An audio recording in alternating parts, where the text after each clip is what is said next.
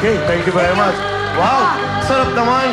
Folks, ako naiingit ako pagka ganyan. Sana tayo na pagdating ng araw. Oo, at ang team song natin, kahit konti na ang buhok mo. Kahit wala na ang buhok mo. Alright, at chef, Koy, Kay! Ano ka na? Bayaan mo na si Kay doon. Uy, friendly lang ito. Friendly. Ang friendly lang. Huwag kang mag-alala. Nako, Amoy alimuong. Mayos ka, ha?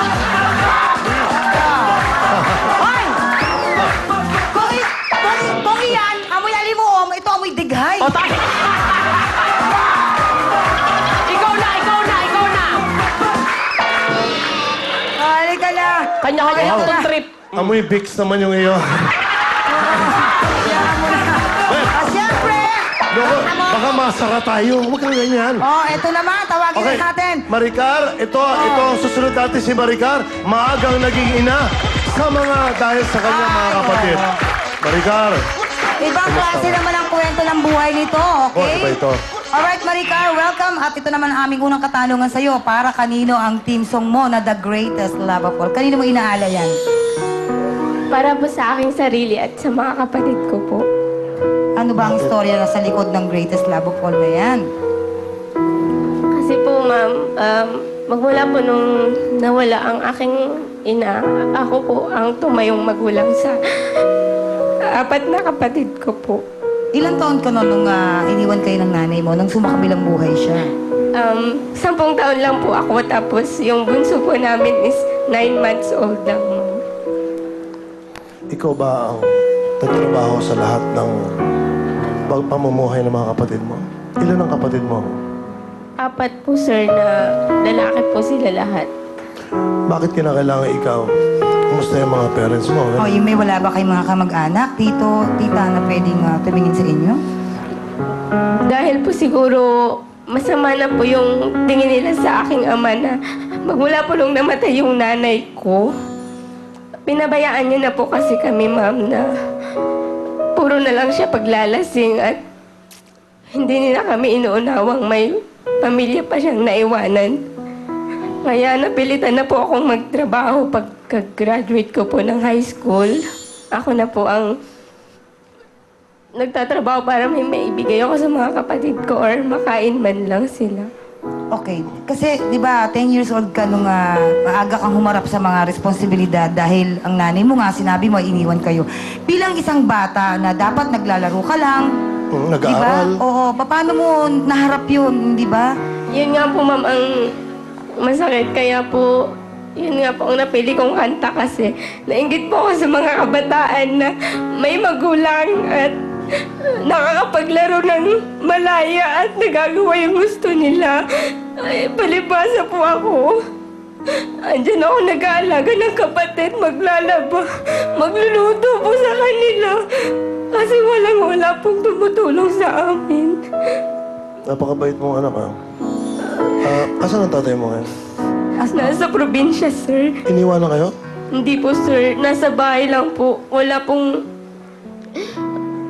po siyang trabaho, sir.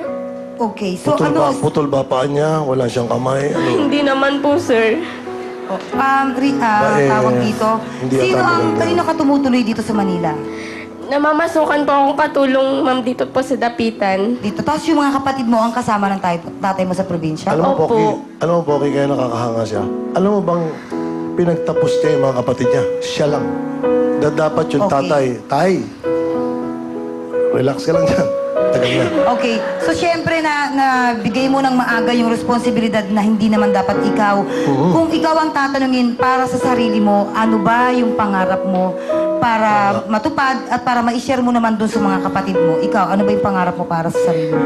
Para sa sarili ko po, ma'am, kahit makapagtrabaho lang po sa ibang bansa at matulungan sila ng sapat, ma'am, kasi po yung sahod ko ngayon bilang isang kasambahay is 2.5 lang. So, hindi po talaga magkakasya yun sa pang-araw-araw namin, ma'am. Anong tinapos mo?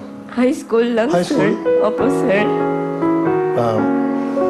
So, kagaya na sinabi mo, kasi 2.5 lang yung ano mo, sweldo mo. Paano mo ba ito na pagkakasya?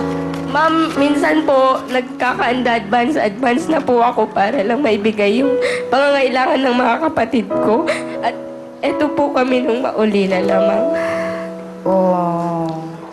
Ayan sila, oh, nung maliliit pa po sila. Gusto mo ba mag-training sa isang para magkaroon ka ng hanap buhay? Pwede pa ba sa'yo? May time ka ba sa ganyan? Hindi na po, sir. Mas gusto ko na lang pong tulungan yung mga Tulungan? kapatid ko at mapagtapos po silang lahat. Kasi may dalawa pa po akong pinag-aaral. Isang third year high school, tsaka isang first year po. Yung bunso namin na iniwanan na magulang ko na 9 months lang na inalagaan ko ngayon. First year high school na po at nairaraos ko naman po. Alam mo, Pogi, maniwala ka sa hindi. Masama na ang loob niya sa tatay niya. Nagbibigay pa siya ng pera sa tatay niya. Sobra ka namang nang-i-spoil. Ha? Sobra kang... Wala ka bang hinanakit sa tatay mo na magtapatan na tayo, di ba? Yung totoo. Meron, ma'am. Sige, murahin mo. Dahil biro lang yun. Parang huwag mong syempre. gagawin yun, tatay mo yun. Pero Ito biro ka na naman, yun. ang pagkakataon mo Pero para pag makiusap magbigay ka, ko ng makiusap mensahe. ka sa father mo na ikaw na magsabi. Huwag mo mumurahin na para pinatawa lang kita dahil pa nang iyak mo. O sige, sabi.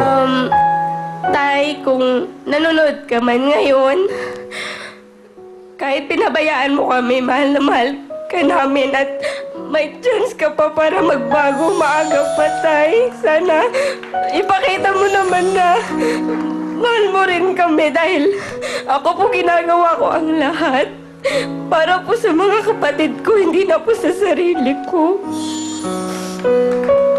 Maricar, alam mo kami dito may kagawian. No, pagka merong ang kwento ng buhay, may 5,000 ka. At dahil sa sobrang ganda, gagawin natin 10,000 pesos. Meron ka bang gustong imensahe doon sa mga kapatid mo? At gusto mong maipangako sa kanila? At I'm sure nanonood sila ngayon. Huwag mong bibigay yung iba sa tatay mo, ha? Sa'yo lang.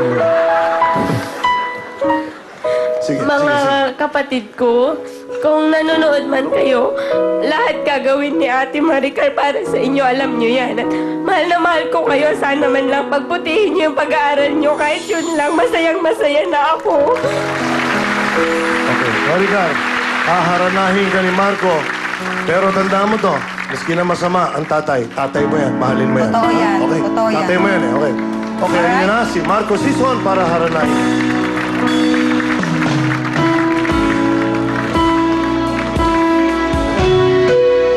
I decided long ago never to walk in anyone's shadow. If I fail, if I succeed, at least I live as I believe. No matter what they take from me, they can't take away my dignity. Because the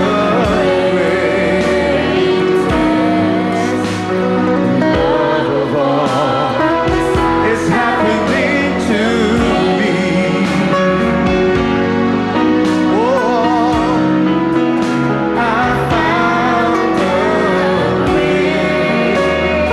greatest love of all inside of me. Okay, maraming salamat, Maricar. Thank you so much! Battle of the Bands ho, sa Makati.